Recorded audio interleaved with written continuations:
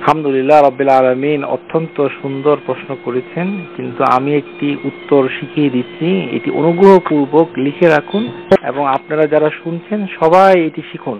এটি সবার জন্য উপকারী হবে বিইজনিল্লাহি তাআলা। মৃত্যু যখনই কোনো খবর আসবে, যখন খবর আসবে, তখন আপনার চোখের পানিগুলো ফেলবেন, মুখ দিয়ে কিছু বলবেন না। এটি হচ্ছে সুন্নাহ। নবী সাল্লাল্লাহু আলাইহি সাল্লাম মৃত সংবাদ পাওয়ার পর সবসময় তিনি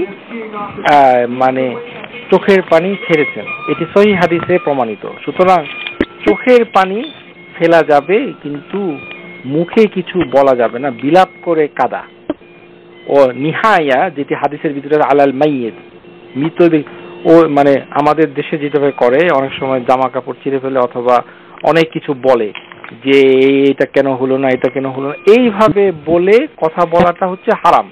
কিন্তু আপনি যদি শুধু চোখের পানি ফেলেন তাহলে এটি কোনো সমস্যা নাই, এটি সুন্নাহ। আর 3 দিন পর্যন্ত চোখের পানি ফেলা যাবে, এটি হচ্ছে মাসনুন সুন্নাহ, হাদিস রয়েছে। 3 দিনের পরে চোখের পানি ফেলা উচিত নয়, কারণ আপনাকে ধৈর্য ধরতে হবে। আর ধৈর্যের হাদিস জানতে হবে। অনেকে ধৈর্য বলতে আমাদের দেশের লোকের কারো ধারণা নাই। আমাদের দেশের ধারণা হলো কানতে কানতে সমস্ত ডাক্তারের বদনাম করতে করতে, হসপিটালের বদনাম করতে করতে, সমস্ত কিছু বদনাম করতে করতে করতে করতে 1 মাস ধরে মুখে যা আসে তাই বলতে বলতে তারপরে এখন আর কান্নাকাটি করে না, বলে যে আমি ধৈর্য ধরেছি। এই ধরনের ধৈর্য কোরআন হাদিসে নাই। এই ধৈর্য বাংলাদেশি ধৈর্য। এই ধৈর্যের কোনো মূল্য নাই। ইন্না সবরা ইনদা আউওয়ালা সাদমা, হাদিস সহিহ। নিশ্চয় ধৈর্য হচ্ছে দুঃখ কষ্টের সময়, প্রথম একেবারে শুরুতেই যে চুপ হয়ে গেল সেই হচ্ছে। কারণ নবী সাল্লাল্লাহু আলাইহি সাল্লাম একবার কবরের কাছ দিয়ে যাচ্ছিলেন হেঁটে, তখন একজন মহিলা কাঁদছিল। তখন সেই মহিলাকে আল্লাহ রাসূল বললেন, ইত্তাকিল্লাহ, যে তুমি আল্লাহকে ভয় করো, তুমি ধৈর্য ধারণ করো। যে তাকে বল, ফাকাল লাহা ইত্তাকিল্লাহ ওয়াসবিরি, তুমি সবর করো, আল্লাহকে ভয় করো। আর ওই মহিলা বুঝতে পারে না যেটি নবী সাল্লাল্লাহু আলাইহি সাল্লাম, সে বলতেছে ইলাইকা আন্নি ফাইন্নাকা লাম তুসিবু বিমুসিবাতি। সে নবী সাল্লাল্লাহু আলাইহি সাল্লামকে পাল্টা জবাব দিয়ে দিল যে তোমার তো কিছু হয় নাই, আমার একজন লোক মারা গেছে, ইন্তেকাল হয়েছে, আমি কাঁদতেছি। কিন্তু তখন পাশ থেকে আরেকজনে বলল, ওয়ালাম তারিফু, যে তুমি তো, ও মহিলাকে বলতে, তুমি তো তাকে চিনো নাই, সে হচ্ছে ফাকিলা লাহা হুয়া রাসূলুল্লাহ। সুবহানাল্লাহ, সে মহিলা বুঝতে পারে না যে এটা রাসূলুল্লাহ, অথচ মুখে মুখে তর্ক করছে। তখন নবী সাল্লাল্লাহু আলাইহি সাল্লামের কাছে সে ফিরে যায় এবং গিয়ে বলে যে ইয়া রাসূলুল্লাহ, আমি আপনাকে চিনতে পারি নাই। ওয়ালাম তাজিদু ইনদাহু বিআওয়াবিন, আমি চিনতে পারি, ইয়া রাসূলুল্লাহ ইন্নী লাম আরিফ, আমি চিনতে পারিনি।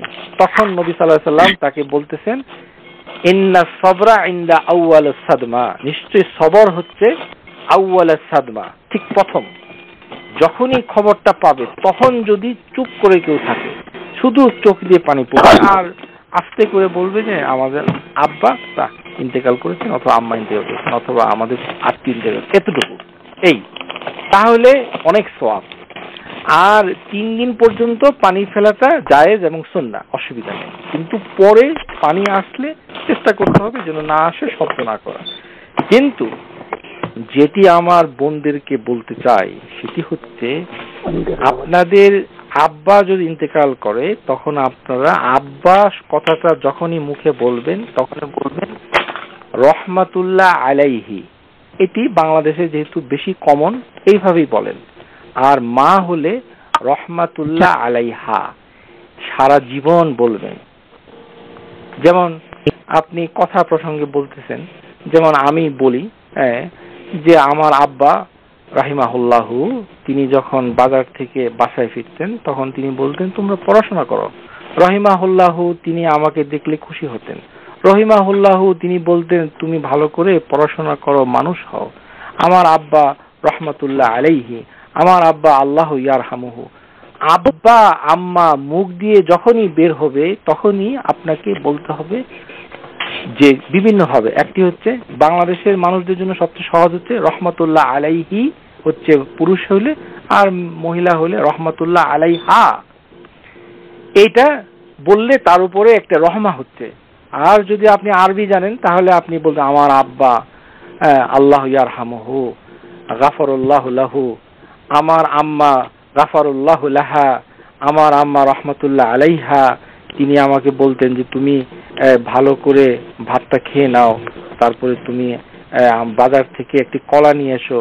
আমার আম্মা রহমাতুল্লাহ আলাইহা তিনি বলতেন যে তুমি কোরআন শরীফটা ভালো করে মুখস্থ করো, আমার আম্মা রহমাতুল্লাহ আলাইহা। সারা জীবন যখনই আমার আম্মা মুখ দিয়ে বের হবে তখনই রহমাতুল্লাহ আলাইহি অটোমেটিক বের হবে।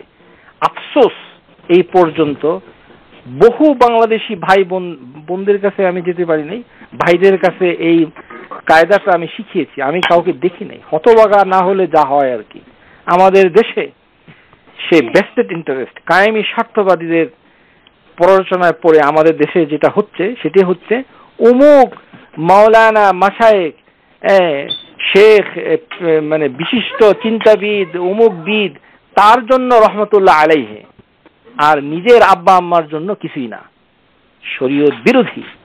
আরে আমার আব্বা আম্মা যদি না থাকে রহমতুল্লাহ আলাইহুমা তাহলে আমি এই পর্যন্ত আসলাম কিভাবে? আপনার আব্বা আম্মা হলো আপনার প্রতি মুহতাজ, তারা সব সময় আপনার একটা দোয়া পেলে তার গুনাহ একটা মাফ হয়ে যাচ্ছে। আর আমার হতভাগা দেশের লোক সারা জীবন আব্বা আম্মা বলতে বলতে মুখে ফেনা তুলে ফেললো, কিন্তু কখনোই রহমতুল্লাহ আলাইহা রহমতুল্লাহ আলাইহি বলতে পারলো না। এটা আমি সত্যি কথা কি আমি বিভিন্ন দর্শেও বলেছি, কিন্তু পরে আমি দেখেছি যে আমার ছাত্র যারা আমার সামনে যারা আমার কাছ থেকে দর্শ নিয়েছে তারা আব্বা আম্মা বলতেছে কিন্তু কখনোই রহমতুল্লাহ আলাইহি বলতেছে না। আপনার আব্বা আম্মা যদি জীবিত থাকে তাহলে আমার আম্মা হাফিজুল্লাহ, আমার আব্বা হাফিজুল্লাহু, হে আল্লাহ তাকে হেফাজত করো। কত সুন্দর সুন্দর দোয়া আছে, নামটা বলে তার জন্য দোয়া করতে হবে, আর মরে গেলে তার জন্য রহমতুল্লাহ আলাইহি, এটা সবাইকে করতে হবে। করলে কি হবে, কিয়ামতের দিনে যখন আমাদের পিতামাতা কবর থেকে উঠবে তখন আল্লাহ সুবহানাহু ওয়া তাআলা এই পিতামাতাকে স্মরণ করাবে যে তোমার কিন্তু অনেকগুলো গুনাহ ছিল, এগুলি তুমি দেখতে পাচ্ছ না। সে নিজে অবাক হবে যে ইয়া আল্লাহ ইয়া রহমান এ কি হলো, আমি তো এত হাসানাত আমি দুনিয়াতে করিনি। তখন আল্লাহ সুবহানাহু ওয়া তাআলা তাকে স্মরণ করে দিবে যে তোমার সন্তানরা তোমার জন্য মাগফিরাত কামনা করেছে, আর আমি একে একে তোমার সাইয়্যাত গুলোকে মুছে দিয়ে এখানে হাসানাত দিয়ে পরিপূর্ণ করে দিয়েছি। আর আমরা যেহেতু হতভাগা সেই জন্য আমরা কিছুই করি না, ঠনঠনা ঠনঠন সারা জীবন শুধু ওই বিশেষ এক দিনে বসে একেবারে দোয়া করে মানে গোষ্ঠী উদ্ধার করা, এগুলি কোরআন হাদিসে নাই। আপনাকে সব সময় দায়মি ভাবে কায়েমি ভাবে সব সময় মৃত ব্যক্তির জন্য দোয়া করতে, বিশেষ করে পিতামাতার জন্য। যার যার পিতামাতা যার যার কাছে সে তার পিতা আব্বা কথাটা মুখ দিয়ে আসলেই এইভাবে রহমতুল্লাহ আলাইহি। আমার আব্বা যদি এখানে এই বইটি দেখতেন রাহিমাহুল্লাহ তিনি খুব খুশি হতেন। এইভাবে আব্বা মুখ দিয়ে বের হলে আম্মা রহমতুল্লাহ আলাইহা তিনি তো বলছেন যে না আমি তোমাকে টাকা দিব না রহমতুল্লাহ আলাইহা। এইভাবে এইভাবে যদি বলেন, আপনাদের প্রতি আমার অনুরোধ এটা আপনারা করেন করেন করেন, তাহলে হবে কি আপনাদের ছেলে মেয়েরা যারা আপনাকে দেখছে আপনি মারা গেলে আপনার নামটাকে নিয়ে তখন তারা বলবে মাই মাম রহমতুল্লাহ আলাইহা, বলবে মাই ড্যাড রহমতুল্লাহ আলাইহি, এভাবে বলবে। তাহলে একটা সিলসিলা চালু হবে বংশ পরম্পরায়। এগুলি সালাফদের ভিতরে ছিল, অনেক মুসলিম দেশে আছে, খালি নাই আমাদের হতভাগা বাংলাদেশে। কার জন্য আছে? ওই বড় বড় মাওলানা যারা বিশিষ্ট চিন্তাবিদ তাদের আছে, আর আমাদের আব্বা মা এর কোনো দাম নাই। আশা করি বুঝতে পেরেছেন। পরের প্রশ্ন, সেই অবস্থায় শুধুমাত্র কপাল থেকে কিছু চুল টেনে পিছনের দিকে নিয়ে যেতে হবে। চুল যদি খাটো হয় তাহলে ওই টানার পরে যতটুকু থাকে আলহামদুলিল্লাহ, আর বা কপালের দুই দিক থেকে কানের উপর থেকে টেনে পিছনের দিকে একবার নিয়ে যাবে, তারপরে যে পর্যন্ত থাকে এটি যদি বেনি করার মতো লম্বা না থাকে তাহলে ওইভাবে একবার হাতে করে দিবে, বারবার করবে না, আর এটা আপন অবস্থায় ছেড়ে দিবে। তখন ওই চুলটুকু ন্যাচারাল অবস্থায় যদি খাটো থাকে, বব কাট করা থাকে, তাহলে বব কাট অবস্থায় থাকবে এবং কিয়ামতের দিনে বব কাট অবস্থায় সে উঠবে। আলহামদুলিল্লাহ, আশা করি বুঝতে পেরেছেন। ইসলামের হাদিসের ভিতরে এসেছে যে মহিলা যারা তাদের চুলগুলো আপন অবস্থায় চলে যাবে, এটাই হচ্ছে মহিলাদের ফিতরা। আর ছেলেদের চুল মানে ছোট থাকে, এটি 1500 বছর আগেও এই ফিতরা ছিল, এখনো আলহামদুলিল্লাহ এইটা আছে। তবে নবী সাল্লাল্লাহু আলাইহি সাল্লামের চুল একটু লম্বা ছিল ঘাড় পর্যন্ত, মানে ছেলেদের চুল একটু লম্বা থাকতে পারে, কিন্তু মেয়েদের চুল খাটো করার কোনো হাদিস পাওয়া যায় না। আল্লাহ নজর। এখানে তো আমরা বললাম যে জানাজার সময় দাঁড়িয়ে থাকার হাদিস মানসুখ হয়ে গেছে, আপনি ইচ্ছা করলে বসতে পারেন, দাঁড়াতে পারেন, এটা ইচ্ছা, ইখতিয়ার। না না, বসতে পারবে। সেই হাদিসটুকু মানসুখ হয়ে পরের হাদিসে এসে যে বসা যাবে, অসুবিধা নেই। কারা মানে পড়বেন, মুখস্থ করতে হবে না। মুখস্থ করলে ভালো, মানে সেটা আপনার খুলতে হলো না কোরআন, কিন্তু মান কারা মানে এখানে পড়তে হবে। এখানে মুখস্থ না দেখে কোনোটাই উল্লেখ নাই। হ্যাঁ, আমরা যেহেতু আরবি ভাষায় দুর্বল, যদি মুখস্থ না থাকে তাহলে দেখে পড়বেন, অসুবিধা নেই, আলহামদুলিল্লাহ। না এর কোনো কিছু নাই। মানে রোজার সময়ে মানে এটি একটি খাস রহমত দেন, সেই কারণে কিছু কনসেশন আছে শুধু রোজার মাসের সময়, আলহামদুলিল্লাহ। কিন্তু রোজার ভিতরে ইন্তেকাল করলে আলাদা করে কোনো ফজিলতের হাদিস নাই। আশা করি বুঝতে পেরেছেন। ঘোষণা দেওয়াটা ঠিক নয়। আপনাদের যদি কারোর মৃত্যু সংবাদ থাকে তাহলে ব্যক্তিগতভাবে ফোন করে বলবেন। এটি হচ্ছে এলান, যেটি নিষেধ করা হবে। এলান মানে ঘোষণা দেওয়া, সেটি হচ্ছে যে কোনো মাইক্রোফোন অথবা কোনো জায়গা থেকে ঘোষণা দেওয়া, এটি করা নিষেধ। হ্যাঁ, কিন্তু যেটি নিষেধ নয় সেটি হচ্ছে আপনি কারোর কাছে দোয়া চেতে পারেন, এটি নিষেধ নয়, এটি করা যাবে, অসুবিধা নেই। আর মসজিদের ভিতরে যদি ঘোষণা দেয় তাহলে সেটি জানাজার স্বার্থে ঘোষণা দিবে। যদি জানাজা হয় যে এই মসজিদে এতটা সময় নামাজ জানাজা আছে অমুক ব্যক্তির জন্য, তার অ্যাড্রেসটা সে বলে দিল। যদি কেউ তাকে তাজিয়াত করতে যায়, সান্ত্বনা দিতে যাওয়াটাও সুন্নাহ। ওই কারণে মসজিদে, এই দেশে যেহেতু আমাদের বাড়িঘর না, আমরা এই দেশে বিদেশি, সুতরাং এই অবস্থাতে মসজিদে এতটুকু ঘোষণাই যথেষ্ট। কিন্তু মসজিদে কোনো জানাজা হয় না, কিচ্ছু না, খালি বাংলাদেশে ইন্তেকাল করছে আর এই সকল মসজিদের ভিতরে এই সকালে বিকালে ঘোষণা দেওয়া অমুকে মারা গেছে, অমুকে মারা গেছে, অমুকে মারা গেছে। মসজিদ এই মারা যাওয়ার জিনিস প্রচার করার জন্য নয়, হাদিসের ভিতরে কোনো নজির নাই। আল্লাহ নোজ দ্য বেস্ট। এটি নাই অন্তর্ভুক্ত হয়ে যাবে এবং স্কলাররা বলেছেন যে এটি করা যাবে না, নিষেধ না। যদি মৃত্যুটা তাৎক্ষণিক হয় না বলাই উত্তম, কনফারেন্সে করে ঘোষণা দেওয়াটা ঠিক নয়। আপনারা যেটা করতে পারেন সেটা ব্যক্তিগতভাবে কাউকে ফোন করে বলতে পারেন, সে আবার আরেকজনকে ব্যক্তিগতভাবে বলল, এরকম। কিন্তু ঘোষণা দেওয়াটা ঠিক নয়। এটি হচ্ছে নাই থেকে কিছু স্কলারের অভিমত। শেখ আল আলবানী রাহিমাহুল্লাহ তাআলা তার ওসিয়া কাবলাল মাউত, তিনি মৃত্যুর আগে যে ওসিয়ত করেছেন সেটি তার কিতাবের ভিতরে পাওয়া যায়। সেটি হচ্ছে তার বড় ছেলে আব্দুর রহমান, ওনার বড় ছেলে, ওনার অনেকগুলো ছেলে মেয়ে আছে আলহামদুলিল্লাহ রাব্বিল আলামিন। এই বড় ছেলের উদ্দেশ্যে তিনি ওসিয়তের ভিতরে বলেছেন যে আমার বড় ছেলে যদি বাড়ি থেকে আম্মানে চলে যায়, মানে শহরে, উনি একটু দূরে থাকতেন, তাহলে তাকে কেউ ফোন করো না। মানে ওই ছেলে বাড়ি থেকে যদি শহরে চলে যায় তাহলে তাকে ফোন করে বলো না যে আমার ইন্তেকাল হয়েছে, কারণ এই কথাটা বললে আমি নাই দোষী হয়ে যাব। এটি তার ওসিয়ার ভিতরে উল্লেখ আছে। মুহাদ্দিস আল আলবানী নাহি বলতে এটা কি বুঝেছেন, যে কাউকে এইভাবেও বলা যায় না। কিন্তু অনেক স্কলার বলেছেন যে নাজ্জাশী,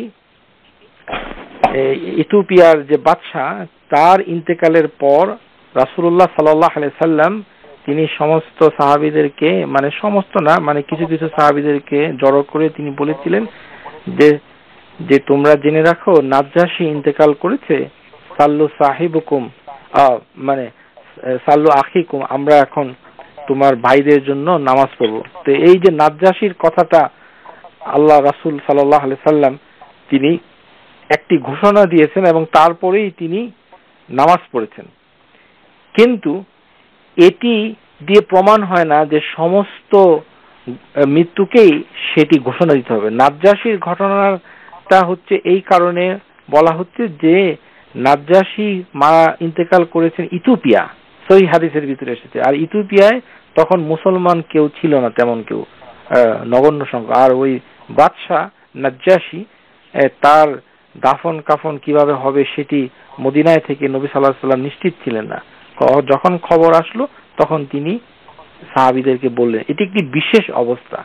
এরকম বিদেশে কেউ যদি ইন্তেকাল করে আর কেউ যদি না জানে, তখন আমরা ওইভাবে বলতে পারবো যে এরকম পরিস্থিতি আমাদের এখন হয়নি, খুব রেয়ারলি হয়। যেমন কিছুদিন আগে পত্রিকায় দেখলাম হিমালয় পর্বত উঠতে গিয়ে বাংলাদেশের একটি ছেলে সেখানে ইন্তেকাল করেছে এই পাহাড়ের ভিতরে। এরকম যদি কারোর ভাই এরকম পাহাড় পর্বতে ইন্তেকাল করে অথবা প্লেনে অ্যাক্সিডেন্ট হয়ে এই প্রশান্ত মহাসাগরে মরে গেছে, এই খবর আমরা ইচ্ছা করলে মসজিদে প্রচার করতে পারি, নাজ্জাশীর কথাটা যেভাবে বলেছে, যেন মানুষ জানতে পারে এবং তার সালাতুল জানাজা আল গায়েব, তার অনুপস্থিতিতে আমরা নামাজ পড়তে পারবো। এটি একটি বিশেষ পরিস্থিতি। কিন্তু আমভাবে রুটিন ভাবে যে সব সময় মসজিদের ভিতরে কোন অনুষ্ঠানে এই মৃত্যু সংবাদ প্রচার করা, এটি নাইর অন্তর্ভুক্ত হবে বলেই শেখ আলবানী মনে করেন। আল্লাহ নোজ বেস্ট। আশা করি বুঝতে পেরেছেন।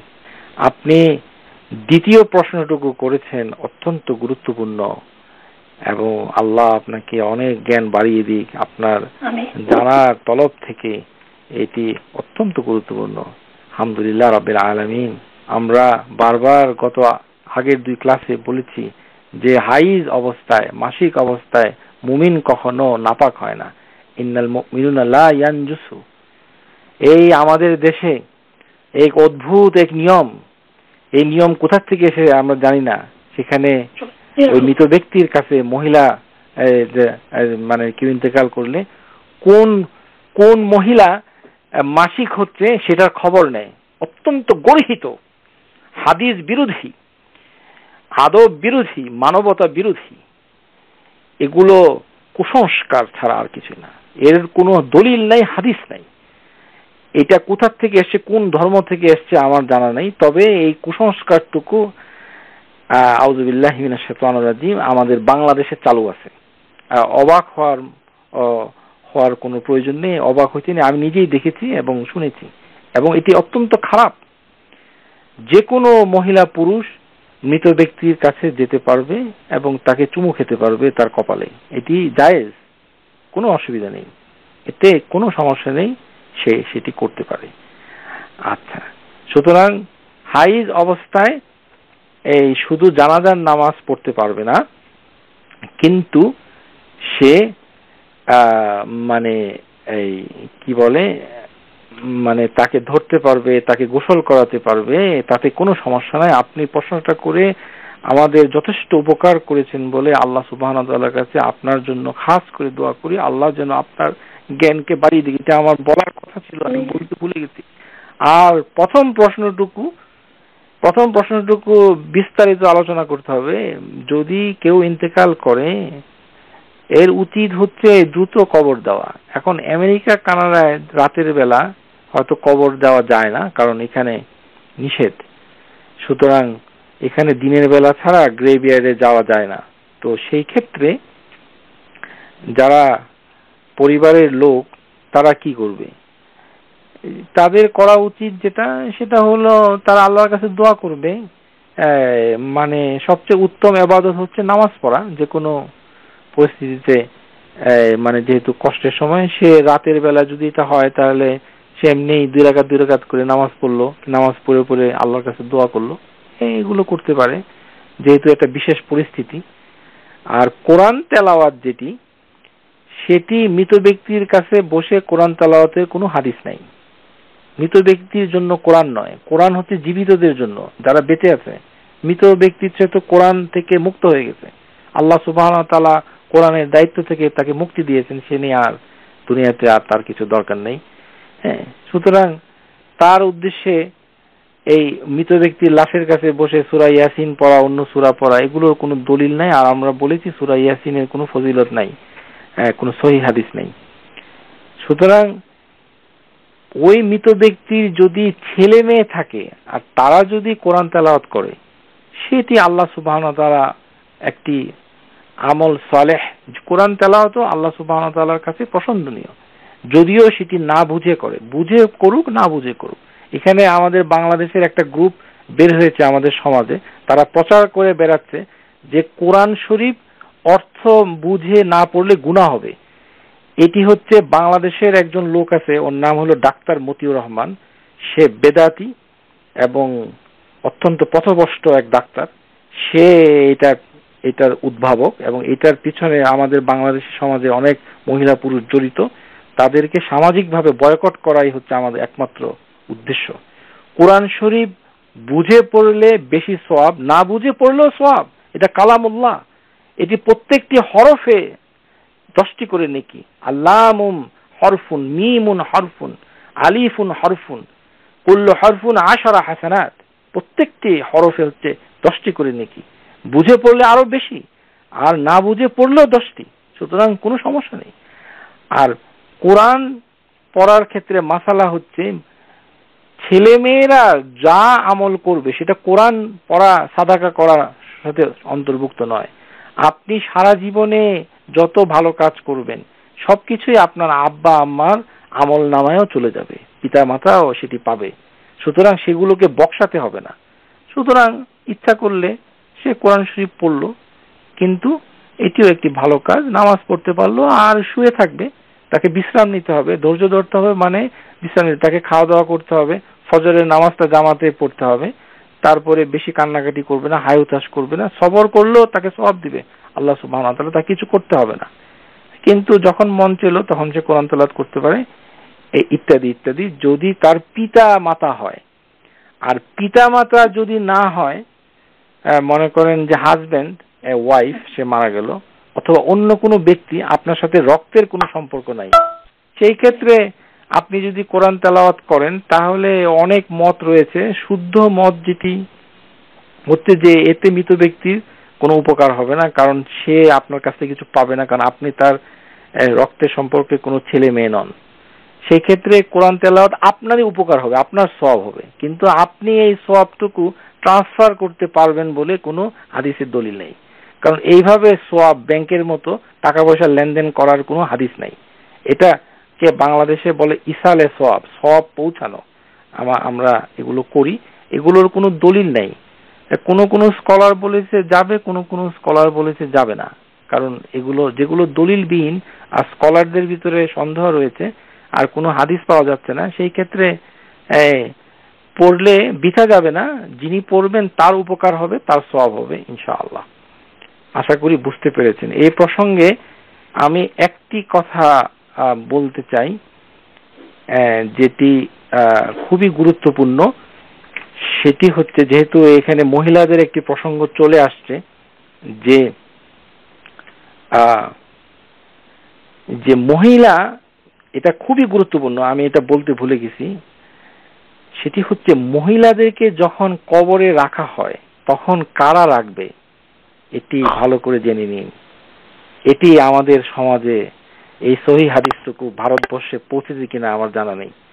সহিহ হাদিস হচ্ছে যে সকল পুরুষরা, মানে মহিলাদেরকে মহিলা কবরে নামাতে পারবে না, এটা কোনো দলিল পাওয়া যায় না। মহিলাদের মৃত দেহকে নামাবে পুরুষ, সেই কোনো মহিলা তাকে কবরে রাখতে পারবে না। গোসল দিতে পারবে কিন্তু তাকে দাফন করতে পারবে না। হাজবেন্ড যদি থাকে তাহলে ওয়াইফকে সে কবরে রাখতে পারবে, আর অন্য কোনো পুরুষ যদি হয় যে তার মাহরাম না, সেও তাকে কবরে রাখতে পারবে। হাজবেন্ড অন্য পুরুষ সবার জন্য একটি শর্ত, যে সে যেন এর আগের রাতে তার ওয়াইফের সাথে শারীরিক সম্পর্ক না থাকে। ভালো করে শুনেন, অনেকেই হয়তো জানেন না, হাদিসটা শুনে নিন, জেনে থাকলে জীবনে কাজে আসবে। আনাস বিন মালিক আনাস বিন মালিক রাদিয়াল্লাহু আনহু قال শাহিদনা বিনতে রাসূলিল্লাহি সাল্লাল্লাহু আলাইহি ওয়াসাল্লাম, যে নবী সাল্লাল্লাহু আলাইহি ওয়াসাল্লামের মেয়ে রুকাইয়া ইন্তেকাল করেছে।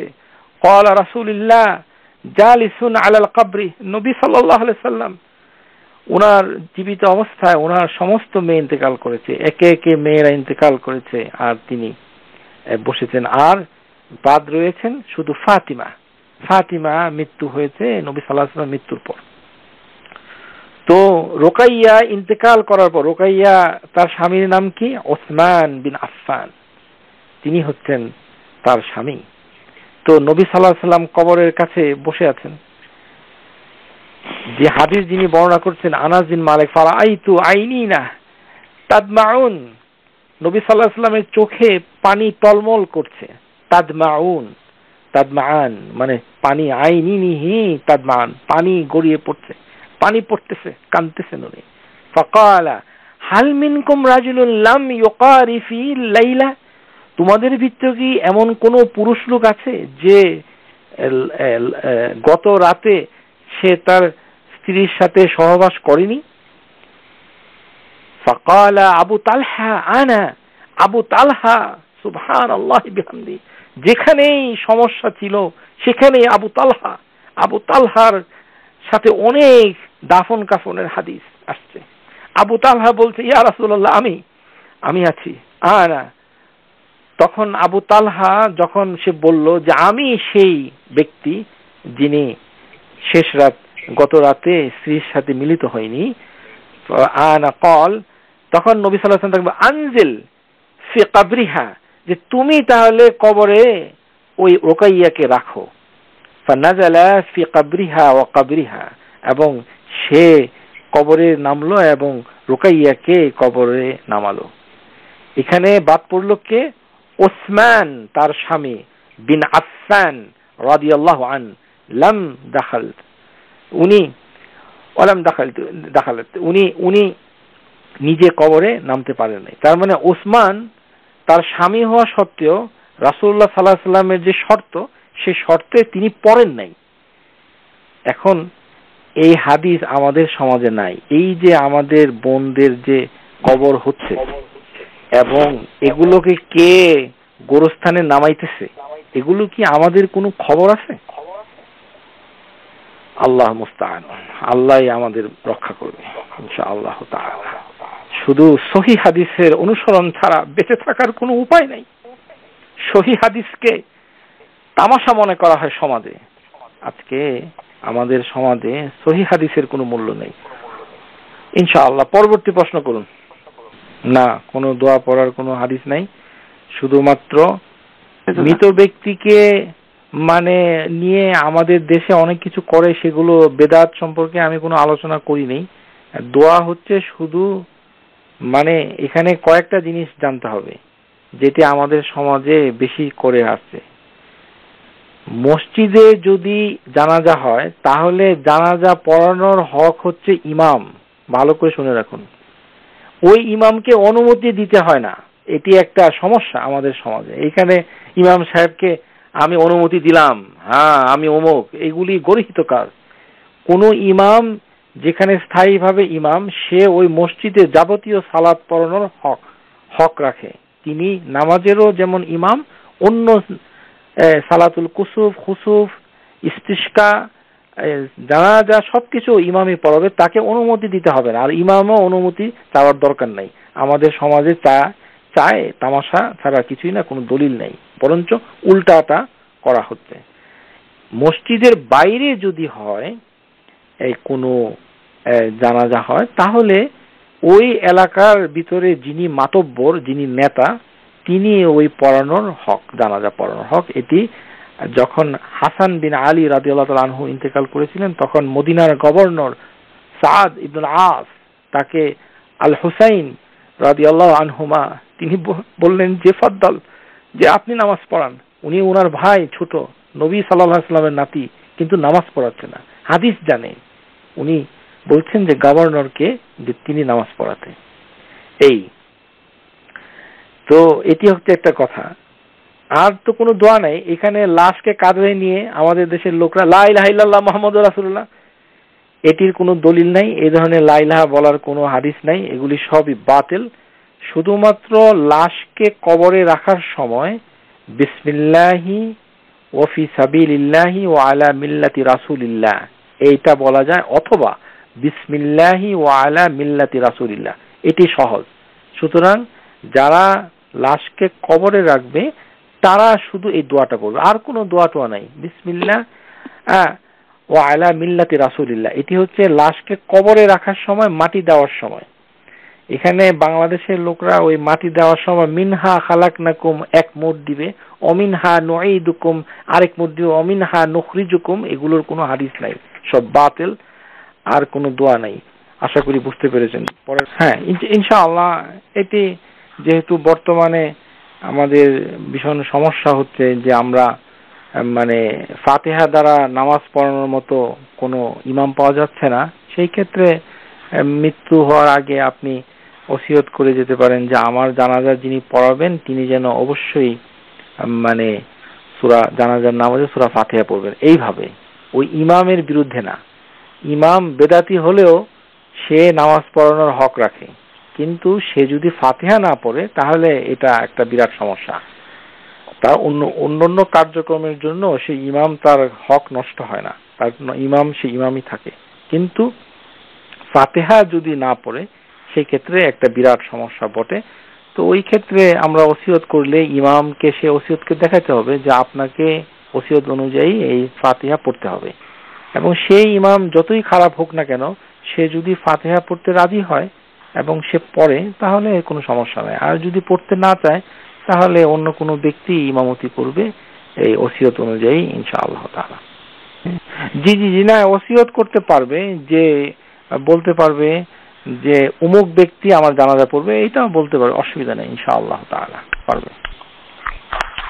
ওকে, আলহামদুলিল্লাহ রাব্বিল আলামিন। এখানে যে জিনিসটি এসেছে সেটি হচ্ছে লাশকে কবরে রাখার সময়, মানে যখন সে কবরে থাকবে তখন সে ডান কাত হয়ে থাকবে এবং মুখটা থাকবে কিবলার দিকে। এইটার সমর্থনে কোনো হাদিস নাই, তবে শেখ আল আলবানী রাহিমাহুল্লাহ তাআলা তিনি বলছেন যে এটি একেবারে ইসলামের শুরু থেকে সব সালাফদের আমল, সমস্ত আইম্মায়ে মুজতাহিদিন সবাই এই নিয়মের উপরে, মুসলিম সমাজ সবাই এটার উপরে কায়েম আছেন এবং এর বিপরীত কেউ করেননি।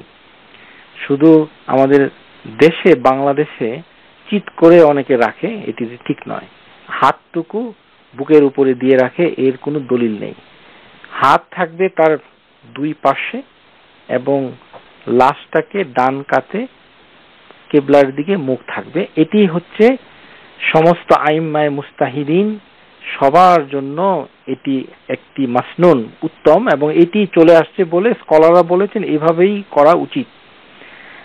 আরেকটি বিষয় হলো যে মৃত্যুর সময়, সেটি যখন কবরে, যেমন একজন লোক ইন্তেকাল করলো সকাল 9টায়, এখন 9:30টার সময় আপনি লাশের কাছে গিয়ে তাকে কিবলামুখী করে রাখলেন, এটি কোনো হাদিস নাই, এটি করতে হবে না, কারণ এখনো তো তাকে কবরে রাখেননি, সুতরাং এটি করা যাবে না। যেটি অনেকে করে সেটা হলো যে মুমূর্ষ ব্যক্তি, একেবারে এখনো তার জীবন আছে কিন্তু সে কিছুক্ষণের ভিতরেই হয়তো ইন্তেকাল করবে, জীবিত অবস্থায় তাকে কিবলামুখী করে রাখে। এর হাদিসগুলো সহিহ না, এটি করার কোনো প্রয়োজন নেই। এবং সাঈদ বিন মুসাইয়িব নামে একজন তাবিঈন আল কাবীর, তিনি মৃত্যুর সময় যখন মুমূর্ষু অবস্থায় ছিলেন তখন তাকে লোকজন ধরে এই কিবলামুখী করাতে চাচ্ছিল এবং তিনি প্রতিবাদ করেছেন বলে সহিহ হাদিসের ভিতরে প্রমাণ পাওয়া যায়। তিনি বলছেন যে আমি কি মুসলমান নই? মুদ্রা কথা, এটির বিরাট আলোচনায় এসেছে। সুতরাং যেটা মানে মূল কথা যেটা, সেটা হচ্ছে যে মুমূর্ষু ব্যক্তিকে কিবলামুখী করার আলাদা কোনো ফজিলত নেই, এটা করার দরকার নেই। বরঞ্চ করলে মুমূর্ষু ব্যক্তিকে টানা হেঁচড়া করলে সে আরো কষ্ট পেতে পারে, আর এই ফাঁকে তার দম চলে যেতে পারে। তখন করা উচিত তার তালকিন করা, লা ইলাহা ইল্লাল্লাহ, তাকে তালকিন করা, তাহলে সে হয়তো লা ইলাহা ইল্লাল্লাহটা শিখে যারা বলছে তাদের সাথে সে হয়তো পাঠ করবে। এটি করা সুন্নাহ। সুতরাং কিবলা মুখী করলে জীবিত অবস্থায় তার কোনো আলাদা ফজিলত নেই। লা ইলাহা ইল্লাল্লাহ বলবেন, এই তো, আর কোনো তালকিনের অন্য কোনো পদ্ধতি বর্ণনা নাই। তালকিন করবে হচ্ছে ওই যিনি মানে অসুস্থ অবস্থায় মৃত্যু বিছানায় শুয়ে আছে কিন্তু কথাবার্তা বলতে পারে, তার সামনে আপনি বলবেন যে আপনি বলুন যে লা ইলাহা ইল্লাল্লাহ, এই আপনি তাকে নির্দেশ দিবেন, আপনি বলুন, এই কথাটুকু বলতে হবে। কারণ আল্লামাহু এখানে হাদিসের ভিতরে আসে তাকে শিক্ষা দিতে বলছে। অনেকে বলে যে লা ইলাহা বললেই হবে। শেখ আলবানী রাহিমাহুল্লাহ তাআলা তিনি দলিল পেশ করেছেন যে এটি আসলে শিক্ষা দেওয়ার কথা। হাদিসটার ভিতরে এরকম আছে, বলতে হবে আপনি বলুন লা ইলাহা ইল্লাল্লাহ, শান্তভাবে বলতে হবে। সে যদি নাও বলে তাহলে যে আছে সে বলবে লা ইলাহা ইল্লাল্লাহ, কিছুক্ষণ বলবে, তারপরে চুপ থাকবে, তারপরে আবার কিছুক্ষণ পরে এসে হয়তো বলবে যে আপনি বলুন লা ইলাহা ইল্লাল্লাহ। এখানে তাড়াহুড়া করে তার উপরে কোনো প্রেসার ক্রিয়েট করা ঠিক নয়। কারণ মানুষের মৃত্যুর সময় তার ওরিয়েন্টেশন নষ্ট হয়ে যায়, ডিসওরিয়েন্টেড থাকে। আপনি আপনার মতো করে বলবেন। হ্যাঁ, সে এটাকে ক্যাচ করলো, এটা তার তৌফিক। সে তৌফিক আল্লাহ সুবহানাহু ওয়া তাআলা দিলে এটাকে ক্যাচ করবে, আর তৌফিক না থাকলে তার হয়তো এটি হবে না। আল্লাহ ভালোই জানেন কার তৌফিক হবে না হবে। কিন্তু আপনার সীমানা হচ্ছে সুন্নাহ। আপনি তাকে বেশি জোরাজুরি করতে পারবেন না। আপনি তালকিন করবেন শান্তভাবে, মাঝামাঝি শব্দে, এবং তাকে বলবেন লা ইলাহা ইল্লাল্লাহ। কারণ উচ্চ স্বরে তাকে বললে কষ্ট হবে। আশা করি বুঝতে পেরেছেন। পরের প্রশ্ন। না বললে তো আর তালকিন করা যাবে না, কিন্তু তাও একবার গিয়ে বলবেন, মানে তার যে পদবি সেটি ধরে তাকে ডাকতে হবে। যেমন হাদিসের ভিতরে এসছে যে আনাস থেকে এক হাদিস এসছে, এখানে হাদা রাজুলুন মিনাল আনসার, একটি আনসারদের একটি লোকের কাছে নবী সাল্লাল্লাহু আলাইহি ওয়াসাল্লাম গেলেন, সে শুয়েছিল। তো আমরা জানি যে নবী সাল্লাল্লাহু আলাইহি ওয়াসাল্লামের মায়ের বাড়ি হচ্ছে মদিনা। এই জন্য তিনি ওই লোকটাকে বলছেন, ইয়া খাল কুল লা ইলাহা ইল্লাল্লাহ, হে মামা আপনি লা ইলাহা ইল্লাল্লাহ বলেন। ফাকালা, ওই লোকটা তখন বলল, আখালু আল আম্মু, আম্মু মানে হচ্ছে চাচা, আরবিতে মানে হচ্ছে আম্মা মানে হচ্ছে চাচা। আমরা যেটা বাংলাতে আম্মা বলি, এটি আসলে চাচাকে আম্মা বলা হয়। আর আমরা খালুকে বলি খালু। এটা আরবিতে খালু বললে বোঝায় হচ্ছে মামাকে আরবিতে বলে খালু। হাদিসের ভাষায় হচ্ছে এরকম। যাই হোক, আমাদের বাংলাদেশে যে প্রথম দিকে ইসলাম পৌঁছে নেই, এই ধরনের বিকৃতি হওয়াটাই অ্যানথ্রোপোলজিক্যাল এভিডেন্স যে ইসলাম আমাদের দেশে অনেক পরে গেছে, না হলে এই ধরনের শব্দ বিচ্যুতি হতো না। যাই হোক, তখন ওই লোকটিকে আল্লাহ রাসূল বলছেন বাল খালু, ফাকাল ফাখাইরু লি আন আকুল লা ইলাহা ইল্লাল্লাহ। তখন সে বলল, হে আপনি মামা। তখন সেই লোকটা খুশি হয়ে আল্লাহ রাসূলকে বলল যে আমার জন্য উত্তম আর কি হবে আমি যদি লা ইলাহা ইল্লাল্লাহ বলি। তখন সে রাসূলুল্লাহ সাল্লাল্লাহু আলাইহি ওয়াসাল্লাম বললেন, নাম, হ্যাঁ তাই বলো। এই অল্প কিছু কথা বলতে হবে, মানে যে যদি আব্বা থাকে বলতে হবে, আব্বা আপনি লা ইলাহা ইল্লাল্লাহ বলুন। এই আম্মা, আপনার যদি বান্ধবী থাকে তাহলে আপনি তার নাম ধরে বলবেন আপনি বলুন, অথবা তুমি বলো, যে যেভাবে বিল মারুফ প্রচলিত সুন্দর পন্থায় যার সাথে যেরকম সম্পর্ক মুনাসিব সেইভাবে সে তার নাম ধরে তাকে সম্মান করে বলবে, আস্তে করে বলবে যে আপনি বলুন লা ইলাহা ইল্লাল্লাহ। এইটা যদি কথা না বলে তাহলে তো আর বলবে না। হ্যাঁ, তাও একবার চেষ্টা করে দেখলো। পরের প্রশ্ন। হ্যাঁ, বাংলাদেশ, ভেরি গুড, ভালো প্রশ্ন করেছেন আপনি, আলহামদুলিল্লাহ রাব্বিল আলামিন। আমাদের দেশে যেই মেজরিটি যে মাযহাব, সেই মাযহাব হচ্ছে হানাফি মাযহাবের সমস্ত কিতাবে লেখা আছে গায়বানা জানাজা পড়া যাবে না। অথচ হানাফিদের দেশে গায়বানা জানাজার উৎপাত বেড়ে গেছে। এটি আশ্চর্যের বিষয়। নিজের মাযহাব নিজেরাই মানতেছে না, এটি একটি চিন্তার বিষয় বটে। এতে বোঝা যায় যে আসলে কেউ কোনো কিছু মানে না, মানে শুধু হলো আধুনিকতা, মানুষের এই লোক দেখানো সংস্কৃতি, এগুলো আমাদের দেশে প্রায় 100 বছর আগে, মনে 1921 সালে অথবা 21-এর আগে, ধরেন 1920-এর সময়, ওই 100 বছর আগে গায়েবানা জানাজা ছিল না।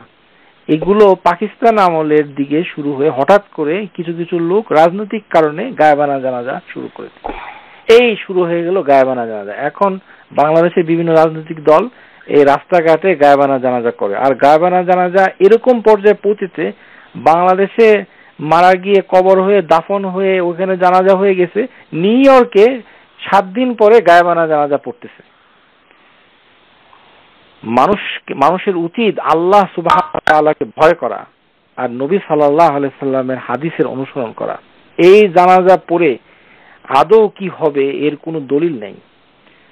শেখ আল-আলবানী রাহিমাহুল্লাহ তাআলা তিনি আহকামুল জানায়েজের ভিতরে তিনি বলেছেন যে যদি এমন পরিস্থিতি হয় যে কোনো মানুষ এমন কোনো জায়গায় মৃত্যুবরণ করেছে যেখানে তার জানাজা পড়া হয় নাই, সেই অবস্থায় সেই সময়ে অন্য দেশে খবর পাওয়ার পর তার গায়েবানা জানাজা পড়া যাবে। যেমন নবী সাল্লাল্লাহু আলাইহি সাল্লাম নাজ্জাশীর গায়েবানা জানাজা পড়েছেন, উনি একবারই পড়েছেন। নবী সাল্লাল্লাহু আলাইহি সাল্লামের জীবিত অবস্থায় যত সাহাবী ইন্তেকাল করেছেন যুদ্ধ বিগ্রহ জিহাদ বিভিন্ন পরিস্থিতিতে, কারোরই জানাজা তিনি পড়েন নাই বলে কোনো প্রমাণ নেই, শুধু একবারই পড়েছেন নাজ্জাশী। সেই কারণে গায়েবানা জানাজা মানে কোন জায়গায় যদি এমন হয় যে জানাজা পড়া হয়ে গেছে, এই ধরনের খবর আমাদের কাছে চলে আসে, তাহলে আর জানাজা পড়া উচিত নয়।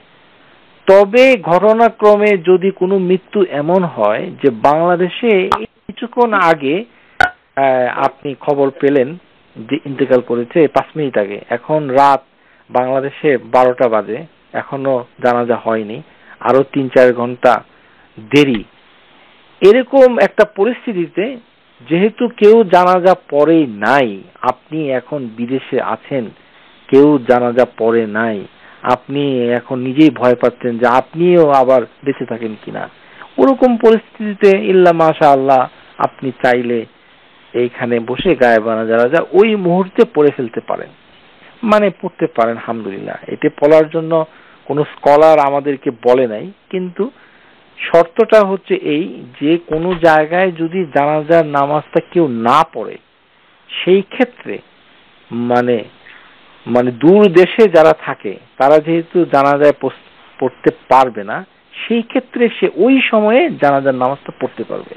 কিন্তু আপনি যদি ওই মুহূর্তে জানাজার নামাজটা না পড়েন আর তার জানাজাটা হয়ে গেছে বলে আপনার কাছে খবর আসে যে তার দাফন হয়ে গেছে, কবর হয়ে গেছে, জানাজা পড়া হয়ে গেছে, কিন্তু আপনি নিউ ইয়র্কে থেকে কিছুই করেন নাই, তাহলে আর জানাজার নামাজ আপনি পড়তে পারবেন না, দূর থেকে গায়েব আর পড়তে পারবেন না। আপনাকে যেটা করতে হবে সেটা বাংলাদেশে ফেরত গিয়ে তার কবরের কাছে গিয়ে জানাজার নামাজ পড়তে হবে। এইটা আমরা 3টা ক্লাসে প্রায় ঘন্টাখানেক বলেছি, আমি আর বলতে চাই না। এটি হচ্ছে এর উত্তর। আশা করি বুঝতে পেরেছেন। আর সংখ্যাগরিষ্ঠতার কোনো মূল্য ইসলামে নাই। হ্যাঁ, যদি কেউ সংখ্যাগরিষ্ঠতার দিকে তাকায় যে সবাই তো পড়ে, তারা কি কোরআন হাদিস জানে না, ওই ধরনের তর্ক করা আমার পক্ষে, এবং আমি এটা করতে চাই না। সংখ্যাগরিষ্ঠতার কোনো মূল্য ইসলামে নাই। ইসলাম কোনো সংখ্যাগরিষ্ঠের কোনো দল না, এটি হচ্ছে হকের দল। একটি লোক যদি কোরআন সুন্নাহকে আঁকড়ে ধরে তাহলে একজনই হকের উপরে আছে, আর সমস্ত পৃথিবীর লোক যদি উল্টা করে তাহলে ওটা কিছু করার নাই। ওমা তাওফিকি ইল্লা বিল্লাহ। পরের প্রশ্ন। আলহামদুলিল্লাহ, একটি সুন্দর একটি প্রশ্ন করেছেন। আল্লাহ আপনার জ্ঞানকে আরো বাড়িয়ে দিই। আল্লাহ সুবহানাহু ওয়া তাআলা জাদাল্লাহুল ইলমাহা ইনশাআল্লাহ তাআলা বিসওয়াবিস সুআল। টেলিফোনের মাধ্যমে দূর দেশে কোনো নামাজ, জানাজা বলে নয়, কোনো নামাজের ইত্তেবা করা যাবে না, এটি নামাজ হবে না। যেমন এই আমাদের ইদানিং কিছু মডার্ন লোকরা শুরু করেছে, মক্কা শরীফে গিয়ে তারা অনেক দূরে হোটেলে থাকে, সেখানে টেলিভিশনে কাবা শরীফের নামাজ দেখে তার সাথে নামাজ পড়ে, নামাজ হবে না। শেখ উসাইমিন, শেখ বিন বাজ রাহিমাহুল্লাহ তাআলা, কিবারুল উলামা, তারা বলেছেন যে এইভাবে নামাজ পড়লে নামাজ হবে না। এটি নামাজ পড়তে গেলে তাকে ওই হাউলের ভিতরে, এলাকার ভিতরে থাকতে হবে। হ্যাঁ, দূর দেশে এই টেলিফোনে কোনো নামাজ জানাজা বলে কোনো কথা না, কোনো নামাজই কোনো কিছুতে হবে না, এইভাবে নামাজ পড়ার কোনো দলিল নাই। আশা করি বুঝতে পেরেছেন। পারবে আলহামদুলিল্লাহ পারবে। সেই ক্ষেত্রে আপনাকে একজন পুরুষ মানুষ জোগাড় করতে হবে, মানে যিনি ওই জানাজাতে ইমামতি করেন নাই তাকে জোগাড় করতে হবে, অথবা আপনার হাজবেন্ড যদি থাকে, সে যদি জানাজার নামাজ না পড়ে থাকে, তাহলে তাকে জোগাড় করতে হবে। ওই কবরের কাছে গিয়ে কিবলামুখী হতে হবে। লক্ষ্য রাখতে হবে যে আপনাকে কিবলার দিকে আপনাকে মুখ করতে হবে। সেই ক্ষেত্রে যদি লাশ কবরটাকে সামনে রাখা যায় তাহলে উত্তম, আর যদি না রাখতে পারেন তাহলে কবরকে পিছনে রেখেই পড়তে হবে, তাতেও জানাজা হয়ে যাবে। কিন্তু আপনাদের লক্ষ্য রাখতে হবে, যখনই আপনারা কবরের কাছে দোয়া করেন, আমাদের দেশে সাধারণত পত্রপত্রিকায় ওই যে আমাদের বড় রাজনৈতিক নেতাদের কবরের কাছে যায় অনেকে, সমস্ত আপামর জনসাধারণ গিয়ে বিভিন্ন মৃত্যুবার্ষিকী উপলক্ষে মনের আনন্দে দোয়া করে, চারিদিকে কচিকাচার আসর, চারিদিকে ঘেরাও হয়ে। এইভাবে দোয়া করার কোনো দলিল কোরআন হাদিসে নাই। দোয়া করতে গেলে কিবলামুখী হতে হবে। এই কবরকে ঘেরাও দিয়ে কচিকাচার আসর, আয় ছেলেরা আয় মেয়েরা তামাশা করার কোনো দলিল নেই, এটা একটা তামাশা। দোয়া করতে গেলে কবরের কাছে গিয়ে তাকে কিবলামুখী হতে হবে, তারপরে সে হাত তুলে দোয়া করবে। কারণ রাসূলুল্লাহ সাল্লাল্লাহু আলাইহি ওয়াসাল্লাম সহিহ হাদিসের ভিতরে এসেছে যে তিনি বাকিউল গারকাতে হাত তুলে দোয়া করেছিলেন। ওই কারণে কবরের কাছে গিয়ে হাত তুলে মুনাজাত করা যায়। তো সেই দোয়া করা যাবে, কিন্তু কিবলামুখী হতে হবে। আপনাকে যেদিকে নামাজ পড়ে সেদিকে মুখ করতে হবে। তো কবরটা যদি ওইভাবে থেকে যায় তাহলে তো বড়ই ভালো হলো। আর যদি স্পেস না থাকে তাহলে কবরকে পিছনে রেখেও আপনি পড়তে পারেন, কিন্তু আপনাকে ফিতনা করতে পারবে না। আপনাকে পরিস্থিতিকে ট্যাকেল দেওয়ার মতো সামাজিক ক্ষমতা থাকতে হবে। আপনি যদি মনে করেন, কারণ মহিলারা কবরস্থানে ঢুকলে এখানে অনেক লোক বাধা দিতে পারে, গন্ডগোল করতে পারে, এই ধরনের পরিস্থিতি হলে না যাওয়াই উত্তম। তাহলে দোয়া করে চলে আসেন। আর যদি মনে করেন যে আপনাদের পারিবারিক গোরস্থান, আপনাদের এখানে ক্ষমতা আছে, তাহলে আপনারা এটা ম্যানেজ করতে পারেন, অথবা ওরকম অবস্থা বুঝে ব্যবস্থা নেবেন। আশা করি বুঝতে পেরেছেন। না, এটা কোনো নিয়ম নেই, এটা কুসংস্কার। হ্যাঁ, আল্লাহ আমাদেরকে কুসংস্কারের হাত থেকে বাঁচান। মৃত ব্যক্তিকে ঘর থেকে বের করার কি প্রয়োজন? কোনো প্রয়োজন নেই।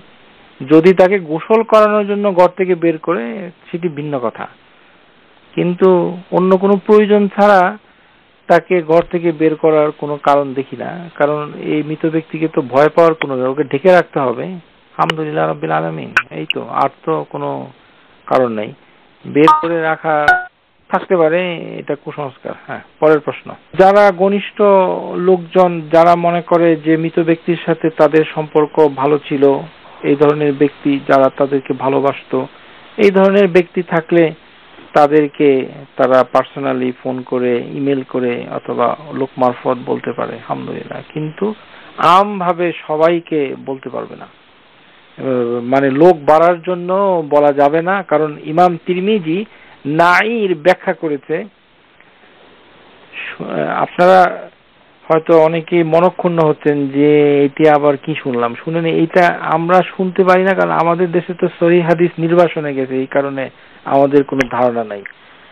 বাপ দাদার যে ঐতিহ্য, সেটাই আমাদের ধর্ম হয়ে দাঁড়িয়েছে। وقال الترمذي في جامعه والناعي عندهم أن ينادي في الناس وأن فلانا مات ليشهدوا جنازة। ইমাম তিরমিজি তিনি বলছেন, নাই বলতে কি বোঝায়? নাই হচ্ছে তাদের কাছে ওই কথাটাই যে মানুষের ভিতরে ঘোষণা করে দেওয়া যেন অমুক ব্যক্তি ফুলান মারা গেছে এবং তার জানাজায় যেন অনেক লোক হয়, এটাকে নাই বলতে, তারা ওইটাকে আল্লাহ রাসূল নিষেধ করেছেন। সুতরাং এটি করা যাবে না। ওহুয়া নিদাউ বিমাউতিশ শাখস, যে মৃত ব্যক্তির জন্য ঘোষণা দেওয়া, ও যাকারা ও মা ফারাহু ও মুফাখারাহু, যে ওই মৃত ব্যক্তির ভালো কাজ করেছে প্রশংসা করা। ওহুয়াল কুল্লাইবি ও হাশিয়া, কুল্লাইবি নামে একজন মুহাদ্দিস, তিনি হাশিয়ার ভিতরে বলছেন যে আন-নাঈ ওহুয়া নিদাউ বিল মাউতিশ শাখস ওহুয়া জাকরাহু মা আফরাহু ওয়া মুফাখরাহু। নাই এই যে মৃত্যু সংবাদ প্রচার করা, এর অর্থ নাই অর্থটা উনি ধরেছেন যে এটি হচ্ছে একটি ঘোষণা যে জনৈক ব্যক্তি ইন্তেকাল করেছেন এবং তিনি অনেক ভালো কাজ করেছেন এবং তিনি সমাজে বিখ্যাত ছিলেন, এটা প্রচার করা, এটিও নাইর অন্তর্ভুক্ত।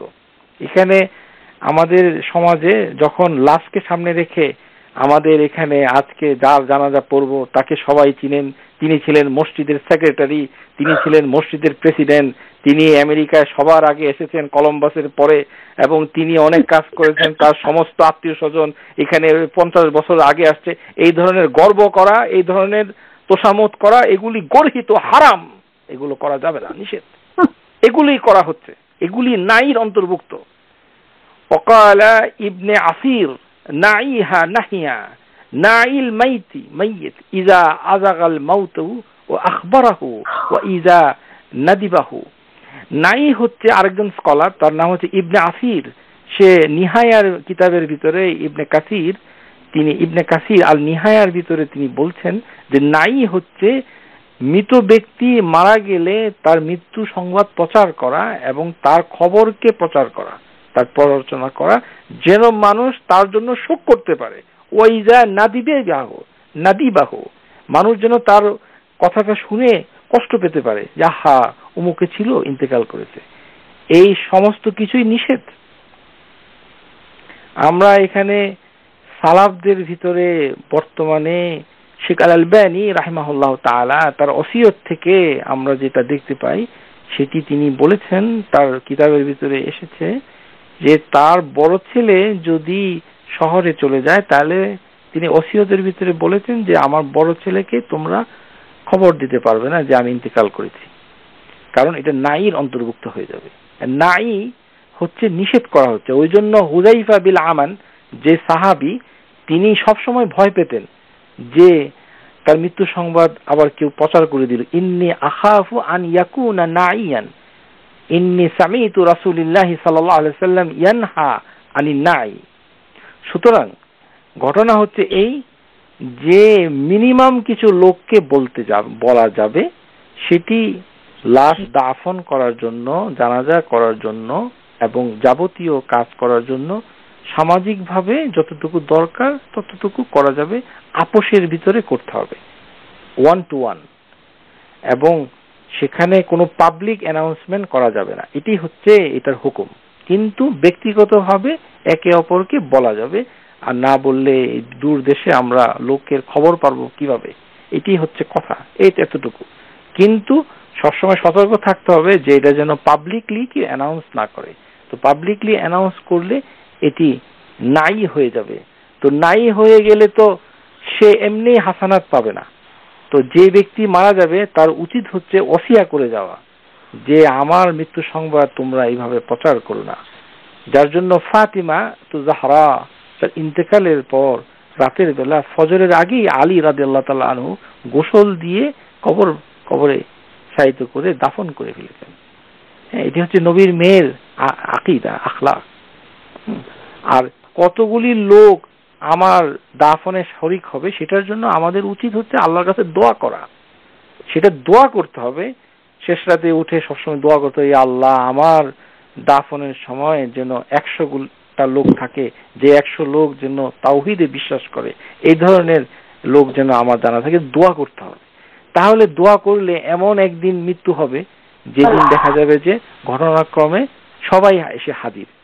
যেমন আমার দেখা মতে লুইজিয়ানা নিউ অরলিন্স শহরে আমি যখন ছিলাম তখন একজন ডাক্তার মুসলিম, তিনি শেষ রোজার দিনে গাড়ি চালিয়ে আসছিলেন, ইফতার করার সময় ডায়াবেটিসের রোগী ছিল, আনকনসিয়াস হয়ে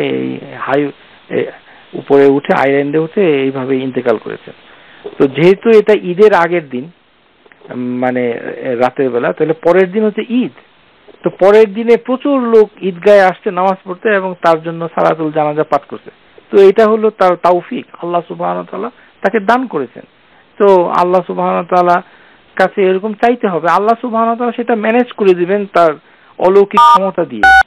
কিন্তু তরিকা নবী সাল্লাল্লাহু আলাইহি সাল্লামের হতে হবে যদি আমরা হাদিস মানি।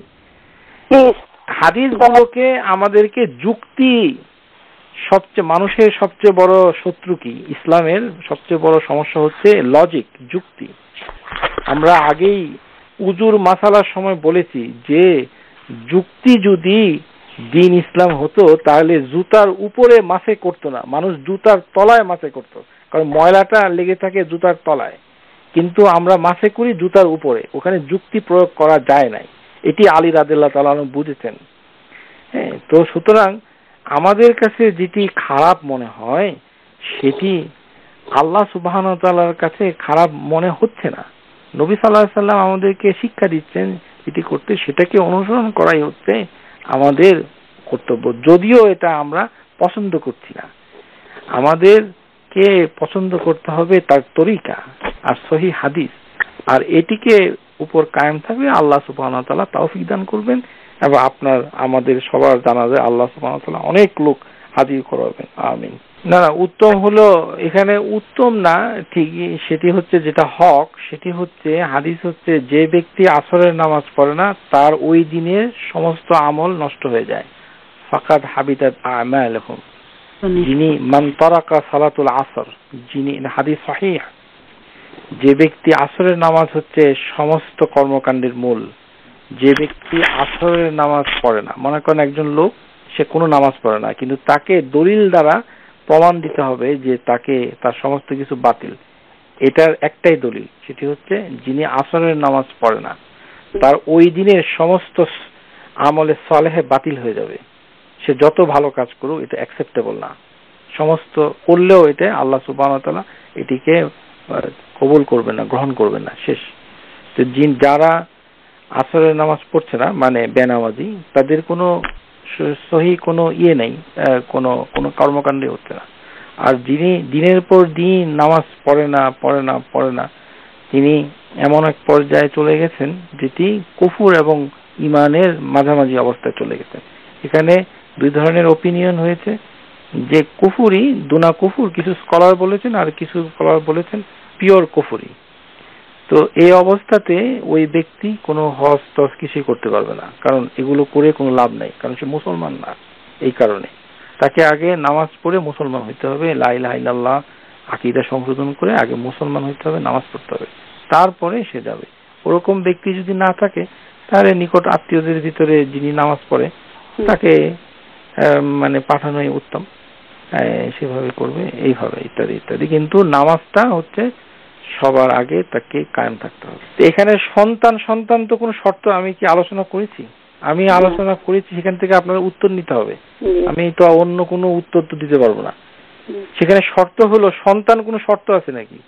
এখানে নূহ ইমরাতা মাসালুল লাযিনা কাফারু ইমরাতা নূহ ইমরাতা লূত, আল্লাহ সুবহানাহু ওয়া তাআলা পবিত্র কোরআনের ভিতরে বলেছেন যে কাফেরদের উদ্দেশ্য হচ্ছে নূহ এবং লূতের স্ত্রী।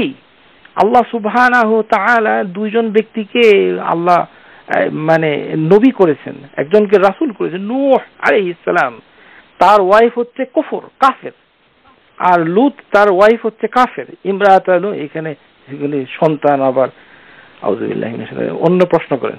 হ্যাঁ, করা যায় ইনশাআল্লাহ, অসুবিধা নেই, নো প্রবলেম। এটি দিন নির্দিষ্ট করা মানে ঠিক হবে না, এটি হচ্ছে বিল মারুফ, প্রচলিত প্রথায়, মানে যারা নিকটবর্তী থাকেন, যাদের মৃত পরিবারের প্রতি যাওয়া সহজ হয়, তাদের উচিত ওই 3 দিনের ভিতরেই তাদের কাছে পৌঁছানো এবং খাবার দেওয়া, কারণ ওই 3টা দিনই হচ্ছে তাদের জন্য শোক, হালাল, তো সেটি উত্তম।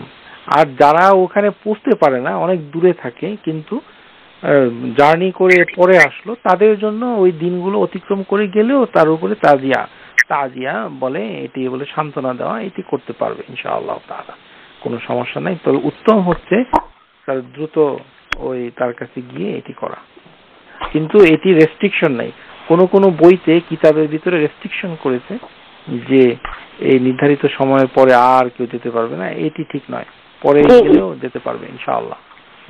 অন্য কোনো প্রশ্ন থাকলে বলুন। আলহামদুলিল্লাহ, না খুলুফলি খায়র, আলহামদুলিল্লাহ, যে কোনো দোয়াই আল্লাহ সুবহানাহু ওয়া তাআলা মানে এটি পড়েছিলেন যে উম্মু সালামা, রাসূলুল্লাহ সাল্লাল্লাহু আলাইহি ওয়াসাল্লাম আবি সালামার এই জন্য কোনো কোনো স্কলার বলেছে যে হাজবেন্ড মারা গেলে ওয়াইফ এটি পড়বে, অথবা ওয়াইফ মারা গেলে হাজবেন্ড এটা পড়বে। এই কিছু কিছু স্কলারের অভিমত, কিন্তু এই অভিমত এত শক্তিশালী নয়, কারণ অন্য অন্য ক্ষেত্রেও এটি পড়া যায় যে আল্লাহ সুবহানাহু ওয়া তাআলা যে কোনো কষ্টদায়ক কিছু দিলে তার থেকে যেন উত্তম কিছু আমাদেরকে দান করেন। এটি আমভাবেও পড়া যায় বলে অনেক স্কলারের অভিমত রয়েছে। আশা করি আমরা সব ক্ষেত্রে এটা পড়তে পারবো বিইজনিল্লাহ তাআলা। ইস্তিরজা, এই কথাটুকু বলাটাকে বলা হয় ইস্তিরজা, এটি পড়তে হবে। এবং আমাদের দেশে পত্রিকাগুলোতে আগে ইন্না লিল্লাহি ওয়া ইন্না ইলাইহি রাজিউন লেখা হতো এবং আমরা পড়তে পারতাম। ইদানিং বাংলাদেশের পত্রপত্রিকাগুলোতে ইসলাম থেকে দূরে সরে যাওয়ার একটি নিদর্শন হচ্ছে পত্রপত্রিকাগুলোতে কেউ মারা গেলে ইন্না লিল্লাহ আর লিখে না। ওরা লিখে কি, না ফেরার দেশে চলে গেলেন। মানে তারা আকীদা বিশ্বাস করে না, তারা মনে করে যে মৃত ব্যক্তি আর জাগ্রত হবে না। এই বিজাতীয় সংস্কৃতি থেকে উদ্ভূত এই কথাগুলো পত্রিকাগুলোতে এসছে যে গতকাল 3:30 অমুক ব্যক্তি না ফেরার দেশে চলে গেলেন। এটি তো ইসলাম বিরোধী কথা। না ফেরার দেশে আবার চলে গেল কোথায়? সে তো মানে আলমে বারজাখে জীবনে গেছে, সে আবার বরস হবে, আবার সে আসবে, সুতরাং সে ফিরবে না কে বলেছে? এখানে তো ফিরবে, এটা নিশ্চিত। এটা তো দুনিয়ার জীবন থেকে মুনতাকিল হয়ে আখিরাতের জীবনে যাওয়ার মাঝখানে বারজাখে গেছে। সুতরাং ইন্না লিল্লাহি ওয়া ইন্না ইলাইহি রাজিউন অবশ্যই বলা যাবে। আর যেটা হচ্ছে যে 3 দিনের বেশি মহিলাদের ক্ষেত্রে যে 4 মাস 10 দিন, সেটি হচ্ছে মহিলারা সে সময়ে যে ঘর থেকে প্রয়োজন ছাড়া অন্য কোনো কাজে বের হবে না। আরেকটি হচ্ছে যে খুব ঝলমলে মানে কাপড় পরিধান করবে না, আর সে কোনো কহল হেনা এগুলো মাখবে না, আর কোনো অলংকারাদি এগুলো পরবে না। এটি হচ্ছে এখানকার কথা। এই হাদিস বিভিন্নভাবে এসে উম্মু সালামা থেকে এসেছে। তো যেটি দেখা যায় সেটি হচ্ছে যে নিউ ইয়র্ক, টরন্টোতে দেখা যায় যে ওই মহিলা গাড়িতে করে আবার পরের দিন গোরস্থানে যায়। এটা করতে পারবে না, কারণ তার হচ্ছে এই মানে 4 মাস 10 দিন এটা শোক করতে হবে। এই শোক করার মানে হচ্ছে তাকে নির্দিষ্ট জায়গায় করতে থাকবে, সে কোনো মানে সাধারণ কাপড় চাপড় পরবে। এর মানে এই না যে তাকে সাদা শাড়ি পরতে হবে সবসময়, এটি বোঝায় না। এখানে যেটি হাদিসের ভিতরে আসছে, আল মুতাওয়াফা আনহা জাওজুহা লা তালবাসু মুআসফারা মানে হইল যে হলুদ রঙের আসিয়াব আল মুমাশশাকা, যেমন মানে লাল রঙের ঝলমল করা কাপড় যেগুলো অন্য সময় মানুষ পরে মন ভালো থাকে, যে ধরনের কাপড় খুব গর্জিয়াস, সেগুলো পরা নিষেধ। যেগুলো সাধারণ কাপড় সেগুলো পরতে কোনো অসুবিধা নেই। এখানে আমরা দেখতে পাই সেটা হলো ওই মহিলাদেরকে সাদা শাড়ি পরতে বাধ্য করা হয়, যে তুমি বিধবা হয়ে গেছো। এই সংস্কৃতি হাদিসে নাই। এটি হচ্ছে যে ঝলমলে উজ্জ্বল কাপড় পরাটা নিষেধ। ওয়াল হুল্লিয়া, সে অর্নামেন্ট গুলোকে খুলে ফেলবে।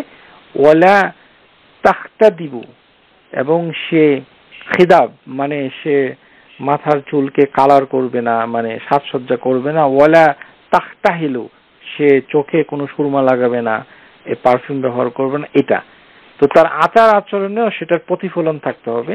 তার মানে হচ্ছে যে সে কোনো বিবাহ অনুষ্ঠান কিংবা পিকনিকে যেতে পারবে না, এগুলো বাসায় থাকবে, এরকম করবে। কিন্তু সে যদি আবার কবরস্থানে যায় তাহলে এটা ঠিক হবে না, কারণ এটি তার গর্হিত কাজের আওতায় পড়ে যাবে। 4 মাসের ভিতরে এটি করতে। আল হিদাদ, এটি হচ্ছে শোক করার সহি জিনিস। আমরা যারা ইন্তেকাল করেছে তাদের বাসায় খাবার দাবার পাঠাতে পারি এবং গিয়ে তাদেরকে সান্ত্বনা দিতে পারি, কিন্তু সান্ত্বনার ভাষা বেশি বড় হবে না, বেশি কথা বলা যাবে না।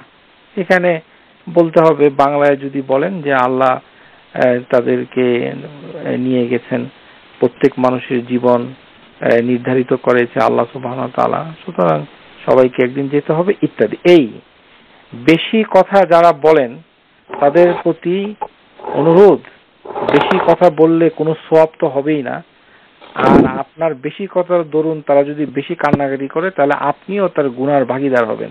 কারণ যারা বিলাপ করে কাঁধে তাদের সাথে বসাও নিষেধ। যিনি বসবেন তার শাস্তি হচ্ছে যে ওই মহিলাকে আল্লাহ সুবহানাহু ওয়া তাআলা কিয়ামতের দিন আলকাতরার পোশাক পরাবেন। হাদিস সহিহ। যারা এই কান্নাকাটিতে শরীর, এখানে দেখা যায় যে কান্নাকাটি করার সময় আবার কিছু বাইরের মহিলা এসে আবার বসে তারাও আবার কান্নাকাটিতে উৎসাহ দেয় যে এখন বেশি করে একটু কান্নাকাটি করেন। এগুলি সবই হাদিস বিরোধী। আর যারা একটু বেশি কোরআন হাদিস জানেন তাদের প্রতি অনুরোধ, বেশি তাফসীর করতে যাবেন না, বেশি ব্যাখ্যা দিতে যাবেন, এগুলো নিষেধ করা আছে। এখানে শুধুমাত্র 2 থেকে 3টা শব্দে তাজিয়াত করার হাদিস সহিহ। বলতে হবে যে ইন্নাল্লাহ মা আখাযা। আরবিতে যদি বলতে না পারেন সেটা বাংলায় বললে হবে যে আল্লাহ সুবহানাহু ওয়া তাআলা নিয়ে গেছে। আমাদের সবার জীবন আজালি মুসাম্মা, নির্ধারিত। আমাদের জীবন 1 মিনিট আগেও হবে না, পরে হবে না। আল্লাহ আপনাকে ধৈর্য ধরার তৌফিক দান করেন। ইনশাআল্লাহ আপনার জন্য খাবারগুলো নিয়ে এসেছি, আপনারা এগুলি গ্রহণ করলে খুশি হব।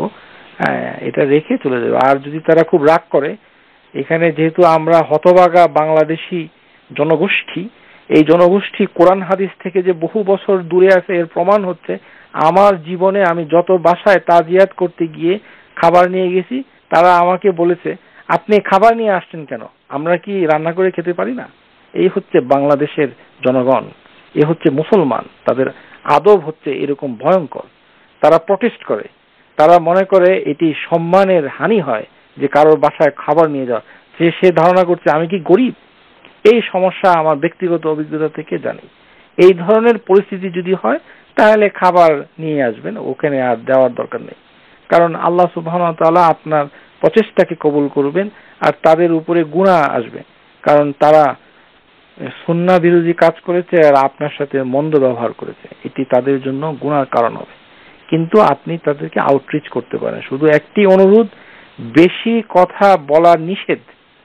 কোন ধরনের মাসালা ওই এই হলো সেই হলো নামাজ পড়লো এই গবেষণা করে করে কোন ধরনের জিনিস বলে যাওয়া, এতে যদি মৃত ব্যক্তির উত্তরাধিকার তারা যদি থাকে, তারা যদি কষ্ট পায়, তাহলে এটার জন্য আপনি দায়ী। এখানে আজকে রাত গভীর হয়ে গেছে, আমি একটি কথা সবাইকে বলতে চাই, আমি এটা বলতে ভুলে গেছি। বিইজনিল্লাহ আমার বোনেরা, আখওয়াতি, আপনারা একটু ধৈর্য ধরুন, আমি এটা বলছি, এটা গুরুত্বপূর্ণ।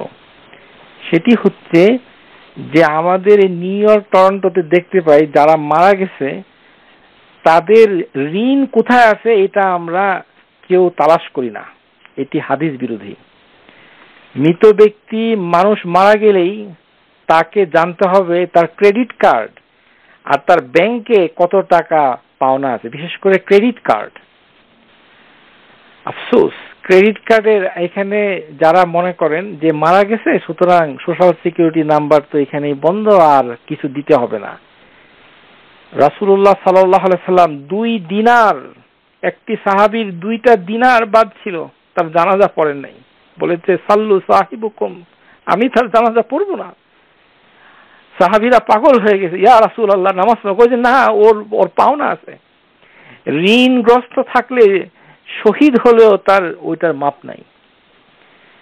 মানুষ যারা টরন্টো, কানাডায় থাকে তাদেরকে বড় বড় পরামর্শ দেওয়ার আগে তাদের মাথা যখন ঠান্ডা হয় তখন তাদের শুভাকাঙ্ক্ষীদের উচিত যে তার কত ঋণ আছে সেটা পরিশোধ করা।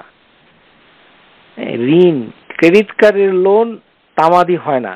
শরীয়তের আইনে কোনো ব্যাংক্রাপসি নাই। ভালো করে শুনে রাখুন, ব্যাংক্রাপসি ইসলামে নাই। আপনি কোন ইসলাম ফলো করছেন? রাসূলুল্লাহ সাল্লাল্লাহু আলাইহি সাল্লামের ইসলাম নাকি না আপনার বানানো? আমেরিকার ইসলাম ব্যবহার করলে তো আপনি বিপদেই পড়বেন। যে আমরা মারা গেছি, এখানে $10,000 ক্রেডিট কার্ডে পাওনা আছে, সব মাফ হয়ে যাবে কারণ আমি তো আর জীবিত নাই। আউযু বিল্লাহি মিনাশ শাইতানির রাজিম। প্রত্যেকটা পেনি ওই ক্রেডিট কার্ড কোম্পানিকে দিতে হবে। দিলে তার কবরে এবং আখিরাতে শাস্তি হবে। এটি যেই পাওনা হোক না কেন, পাওনাদারকে দিতে হবে। এটি অত্যন্ত গুরুত্বপূর্ণ। এখন ধরেন এটা মহিলাদের ক্ষেত্রে তেমন হবে না হয়তো, যদি হয়ে থাকে। আমাদের বাংলাদেশি বোনদের অনেকেরই ক্রেডিট কার্ড আছে এবং হাজবেন্ডরা অনেক চালাক হাজবেন্ড আছে এখানে, নিজেরা ব্যাংক্রাপসি হয়ে আবার ওয়াইফের নামে আবার ব্যাংক্রাপসি ডিক্লেয়ার করে মহা আনন্দে তারা এই দেশে বসবাস করে, তাদের জাঁকজমকের মানে পরিপূর্ণতায় তাদের জীবন, কিন্তু ক্রেডিট কার্ডের লোন রয়েছে। তারা যদি ইন্তেকাল করেন, ওই বোন যিনি ইন্তেকাল করেছেন তার ক্রেডিট কার্ডে যে লোন আছে সেটি তার অলংকার বিক্রি করে দিয়ে দাফন করার আগে পে করতে হবে। দাফন করা নিষেধ, ভালো করে শুনে রাখুন। ওর কবর দেওয়া যাবে না। আপনি কোথায় আছেন? এখানে এইগুলির কোনো খবর নাই। মসজিদের ভিতরে একটা লাশ নিয়ে এসে বলে উমুকে এখানে এসেছেন, উনি মসজিদ কমিটির প্রেসিডেন্ট ছিলেন, আপনারা তার জন্য দোয়া করেন। কিসের দোয়া, কিসের জানাজা? ওর তো দাফন করাই জায়েজ না। ওর ওই ক্রেডিট কার্ড এর সমস্ত বিল ওই কবরে রাখার আগে পরিশোধ করতে হবে তার সম্পদ থেকে, আর আদারওয়াইজ তাকে কবরে রাখাই নিষেধ, আগে পরিশোধ করতে হবে। এখানে আল্লাহ সুবহানাহু ওয়া তাআলা বলছেন যে কুতিবা আলাইকুম ইযা হাদারা আহাদাকুমুল মাউত ইন তারাকা খায়রান আল ওয়াসিয়াতু বিল ওয়ালিদাইনি ওয়া আকরাবাইন বিল মারুফ হাক্কান আলাল মুত্তাকিন। এই আয়াতে সূরা বাকারা 180 নম্বর। মান বাদা ওয়াসিয়া ওয়াল ওয়াসিয়াতি বিহা আও দাইন, যে ব্যক্তি মরে যাবে সে তার ওসিয়তের জিনিসটা আগে আদায় করে তারপরে তার ঋণকে আদায় করবে। ওই ঋণ আদায় করতে হবে, ক্রেডিট কার্ডের লোনটা। এই জন্য আমাদের উচিত যারাই মারা গেছে তাদের ব্যাংকে ওই ক্রেডিট কার্ড কোম্পানিতে কল করা, 1-800 নাম্বারে, hello credit card company, somebody died, he is my husband, wife, whatever, যে how much balance he has. ওই টাকাটা ধার কর্জ করে সবার কাছ থেকে টাকা নিয়ে, মনে করেন $5,000 আছে, সমাজের সবার উচিত জাকাতের ফান্ড থেকে ওই টাকা দিয়ে দেওয়া। ওই দিয়ে ওইটা ওই মুহূর্তে অনলাইনে পে করে দেওয়া। ওকে কবরে রাখার আগে ওকে পে করতে হবে। ওই পে না করলে তার জানাজা আল্লাহ রাসূল সাল্লাল্লাহু আলাইহি ওয়াসাল্লাম পড়ে নাই। বলতে সাল্লু সাহিবুকুম, তোমরা তাদের জানাজা পড়ো, আমি পড়বো না। এই জন্য আমাদের উচিত ক্রেডিট কার্ডের খবর নেওয়া। শোক এই সকল ওই যে পিজ্জা নিয়ে তার বাসায় যাওয়া, এই সকল লোক দেখানো, এগুলি করার যোগ্যতা আমাদের হয় নাই। দেখা যায় যে অধিকাংশ লোকেরই লোন রয়েছে, ওই লোন পরিশোধ করা হবে সবচেয়ে উত্তম কাজ। লোন পরিশোধ করার জন্য যা যা করা দরকার তা করতে হবে। কিন্তু সমস্যা হলো এই যে মৃত ব্যক্তির পরিবারকে এইভাবে তো কথা বললো নিষেধ, কারণ তো তারা কোরআন হাদিস মানে না। এই জন্য উচিত যে লোন সম্পর্কে মানুষের ভিতরে আলোচনা করা। এইভাবে মৃত ব্যক্তি, মনে করেন একজন মহিলা তার ক্রেডিট কার্ডে $200 পাওনা রেখে সে ইন্তেকাল করেছে, তাহলে তার স্বর্ণ আছে, ওই স্বর্ণ ওই মুহূর্তে অন্য কাছে বন্ধক রেখে অথবা দোকানে বিক্রি করে দাফন করার আগে ওইটা ক্রেডিট কার্ড কোম্পানিতে আদায় করে দিতে হবে, অথবা ধার করে। অথবা কোনো ব্যক্তি যদি, আপনারা যারা জাকাত আদায় করতে চান তাদের জন্য একটা উত্তম সুযোগ হচ্ছে, এই দেশে যদি জাকাত দিতে চান তাহলে ওরকম ঋণগ্রস্ত আল গারিমিন পেলে তার ঋণটা আদায় করে, তাহলে জাকাতটা আদায় হয়ে গেল। অ্যাডভান্স জাকাতটা দিয়ে দিলেন, সেটাও আদায় হয়ে গেল। মনে করেন 2 বছরের জাকাত একসাথে দিয়ে দিলেন, ওর ঋণটা যতটুকু পারলেন দিয়ে দিলেন, তাতেও আদায় হয়ে যাবে, আর ওরও মৃত ব্যক্তির অনেক সুবিধা হবে। এইভাবে তার সম্পদ থেকে সমস্ত সম্পদ বিক্রি করে দিয়ে তার ঋণ আদায় করতে হবে। তাকে কবরে রাখার আগে তার সমস্ত কিছু বিক্রি করতে হবে। যদি জুতা মোজা থাকে সেগুলিও পারলে বিক্রি করা, হাদিসের নির্দেশ আছে। সেইভাবে যদি না পারা যায় তখন সমাজের লোকরা তাকে সাহায্য করবে, না পারলে দেশের সরকার সাহায্য করবে।